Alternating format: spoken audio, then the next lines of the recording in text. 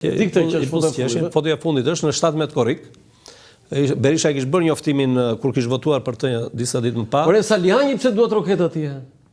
Po të tjerë duat rokasin aty. Jo, zot rokasin, Saliani po duat roket. Për shembull, Bushati i tij ka mund të jetë momenti më ka kap kamerën në atë moment. Të gjithë kanë duar roketur. Se shikoj, gjithë salla. Kur u çua Berisha, se ky është momenti që Berisha çohet dhe përqafon Bashën, e ke parasysh? Ore Saliani po duat roket atje. Ky është foto, ky është perl. Tani ti Saliani do ta kesh në studio. Kur ta kesh në studio se ti them, ë? Pyete një herë, vulja këtë foto thuaj, ore pse duart rokizje? Kur ata dy po përqafoheshin. Janë do trokitje, do trokitje. Të gjithë duan unitetin e partisë, më burr, kush e do partinë për Saliani thotë do unitetin parti. E fortë. Mendoj se po, duan partinë bashkuar. I vetmi që e dinte si ta vet. Luli ashtu tani apo në Holland? Nuk e di, se kam kontakt. Si tha Sali Berisha, tha, unë e dija që partia do ndaj, tha, isha i vetëdijshëm që partia do ndaj, tha, megjithatë tha, e bëra, tha. Po tani që thonë që u kthye, thonë, dhe shpëtoi Partinë Demokratike, thonë, sepse partia ishte e përçarë. Unë ta tregova, ta bëra atë hyrjen. Partia në ato momente nuk ishte dobët, po jo e përçarë.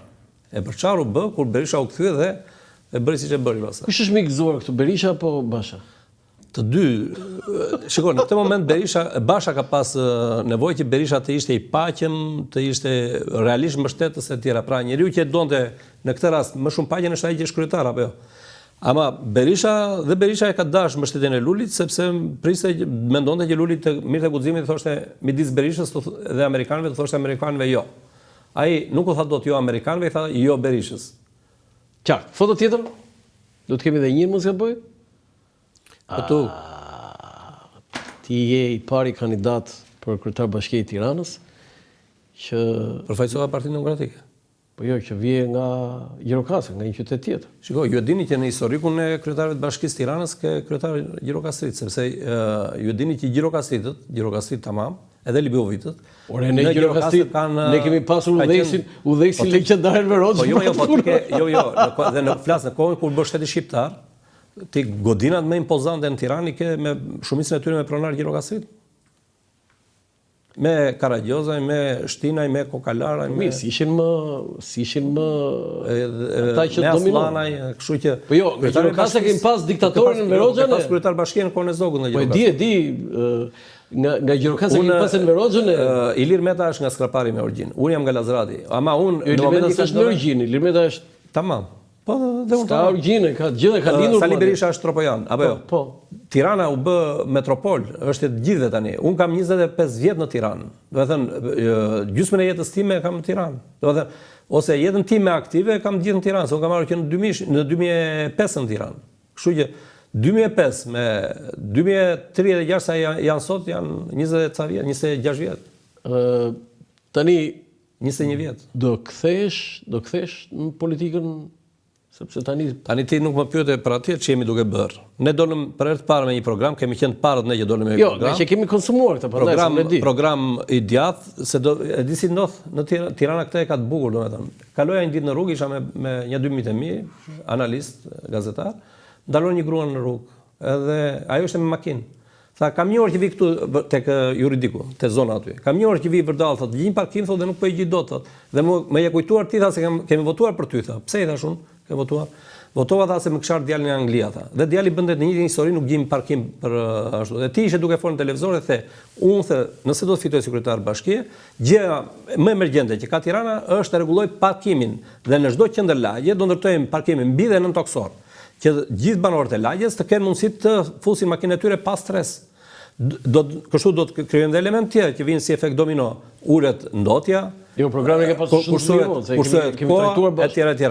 Por ne s'kishim partinë atë periudhë, që partia siç ishte, edhe u bë si shqe pastaj. Kemi foto tjetër? Mos gaboj? Nuk ka foto tjetër. Pyetja, jemi në fund tani, kam një pyetje të tillë. Si e parashikon Partia Demokratike dhe këtë do ta katoj, do ta pres dhe do ta përdor kur të ndodh ose kur mos ndodh ajo që do parashikosh? Po. Në rast se Sali Berisha do vazhdoj të qëndrojë me kokë fortësi kryetari i Partisë Demokratike, në këtë moment Partia Demokratike do rrudhet vazhdimisht në përpjesim të drejtë me moshën e Berishës. Në rast se Berisha si në përpjesim ma shpjegoj çik matematikisht. Të gjithë ne kemi një plakje biologjike apo jo? Po. Na krijojnë rrudha për ditë më shumë. se kështu e ka zgjidhur natyra me njeriu. Dhe ajo parti do të marrë rrudha, saç rrudha do të marrë Berisha në fytyrën e tij. Që do të thotë, plaku Berisha, plaku partia. Zvogëlohu, se njeriu kur plaket dhe zvogëlohet. Zvogëlohu Berisha, zvogëlohu partia. Kështu do të vej, do vej në përpjesim drejtë, siç ka vajtur. Ju e pat atë që e quajti protest të fundit Berisha, që për mua që thjesht një demonstrim në sheshin, në bulevardin kryesor, u braktis nga njerëzit. U braktis nga mbështetësit e tij. Kështu që ajo parti kështu do të vejë, do të ketë fatin e Berishës. Ndërkohë që në rast se Berisha pastaj hiqet non grata dhe non grata hiqet e kushtëzuar si Joaj dhe Dodik, që ju tha ta heqim non gratën, por ti do ta hapësh krahun dhe të japi mundësi të energjizohet ajo parti, të ringjallet ka shanse, por jo duke zgjedhur Berisha kryetarin, duke zgjedhur një proces i ndershëm, i drejtë, demokratik, i barabartë për kandidatët, dhe procesi le të zgjedhë leadershipin e Partisë Demokratike, sepse potencialet brenda asaj partie janë. Nëse bashkohet gjithë këto ideale demokratike dhe ndërton alternativën, Edi Rama rrezohet shumë shpejt. Brenda, do të thënë, kësaj të non gratës, ti thuaj që mund të jetë kushti që zot Berisha të heqim non gratën për larguar nga politika. Nuk ka asnjë vlerë po heqë non gratën dhe sikën Berisha, se Berisha ka edhe një non gratë tjetër më të madhe që është non grata që kanë shqiptarët.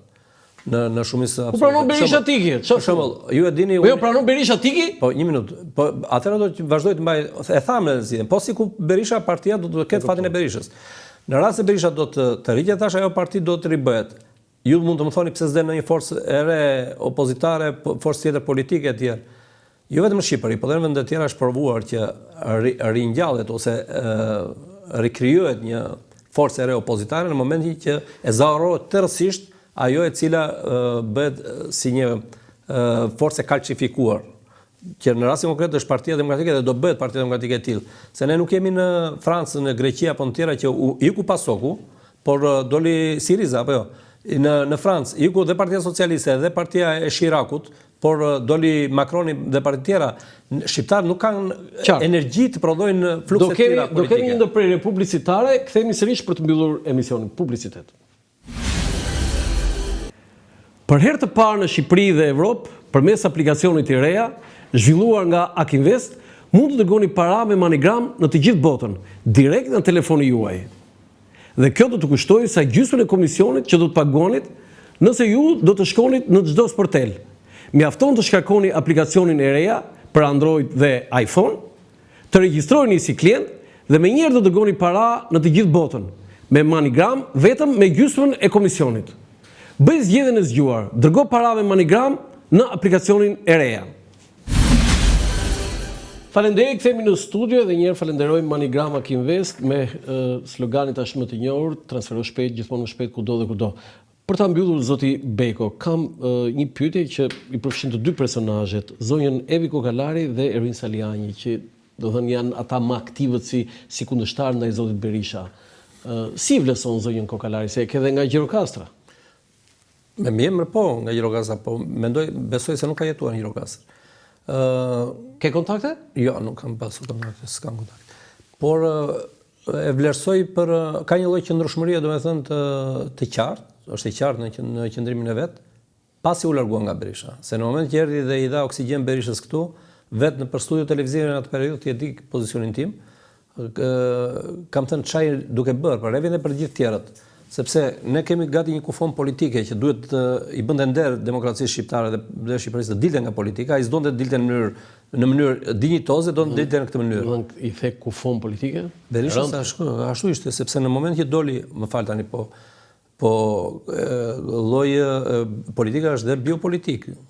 Tani në këtë rast Berisha ishte kufon politike sepse ishte non grata nga Shtetet e Bashkuara të Amerikës. S'kishte ndodhur që një lider partie në Shqipëri dhe një lider i një partie të madhe, ish kryeminist, ish president, shpallej non grata.